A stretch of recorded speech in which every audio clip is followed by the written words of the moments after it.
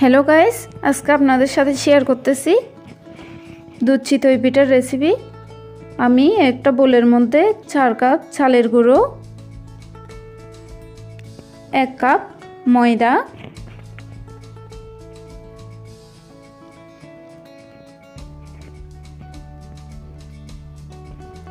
আর 1 cup সুজি দিয়ে দিচ্ছি।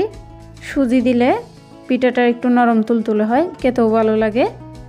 তারপর দিয়ে দিচ্ছি 4 চামচ গুঁড়ো দুধ, স্বাদ মতো লবণ। এগুলো দিয়ে একটু ভালোভাবে মিশিয়ে নিব।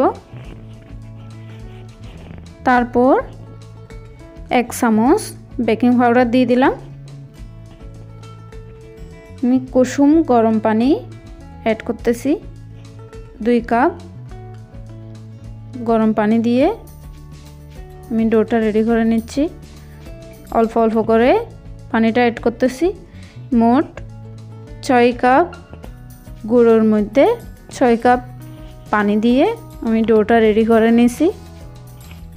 একটা কড়াইয়ের মধ্যে অল্প অল্প করে ডোটা দিয়ে পিঠা বানিয়ে নেব। আমি চুলোর আঁচটা হাই হিটে রেখেছি। লো হিটে রাখলে পিঠাটা একটু কম ফুলে।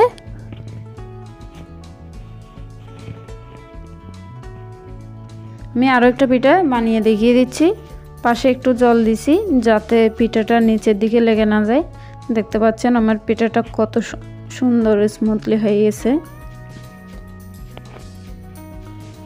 দেখতে পাচ্ছেন পিঠাগুলো অনেক নরম তুলতুলে হয়েছে।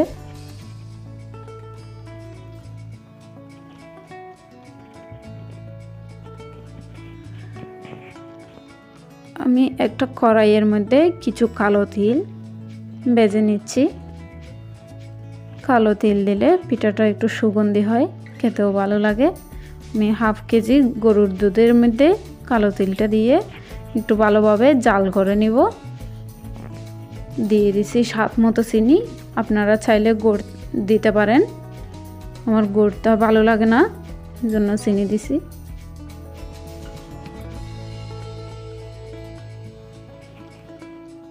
দিয়ে দিচ্ছি নারকেল গুঁড়ো। নারকেল গুঁড়ো দিলে যে কোনো পিঠার স্বাদ 10 গুণ বেড়ে যায়। দেখতে পাচ্ছেন কত সুন্দরভাবে পিঠা রেডি হয়ে গেছে। এমন পিঠা কার না ভালো না লাগে।